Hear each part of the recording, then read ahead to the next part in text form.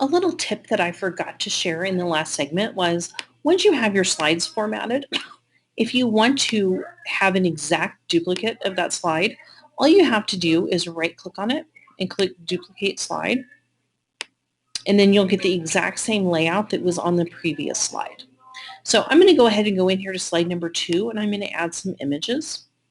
You can upload your images from your hard drive or from your Google Drive.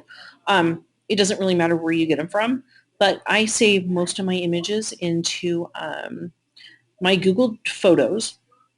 And I'm just going to find some pictures here from the balloon launch a couple weeks ago. I'm going to put this one on one slide by itself. And then I'm going to come back and I'm going to add just a couple more pictures because I want to show you a couple of different things here. I'm going to use this one.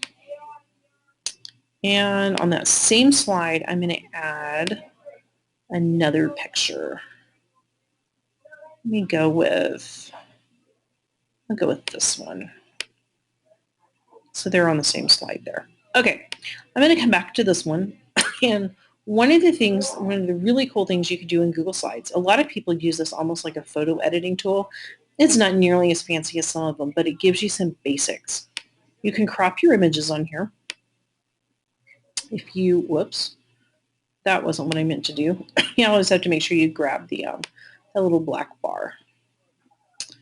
And if I wanted to crop that, I could.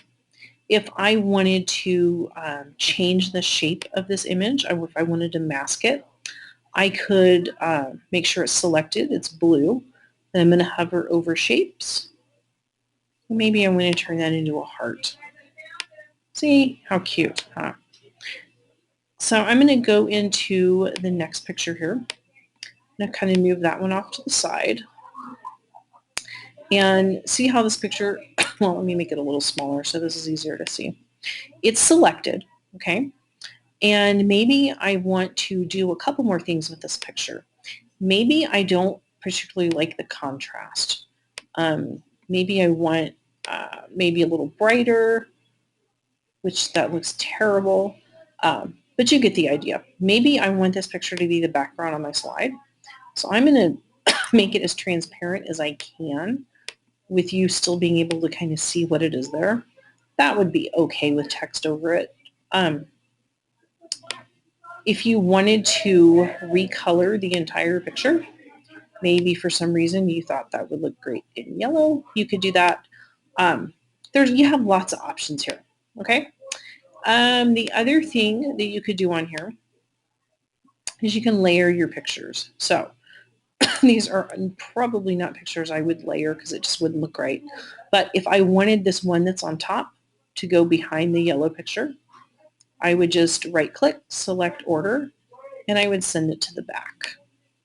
And then it's really easy then if you wanted to maybe move this one over here, and this one have it peek out the side.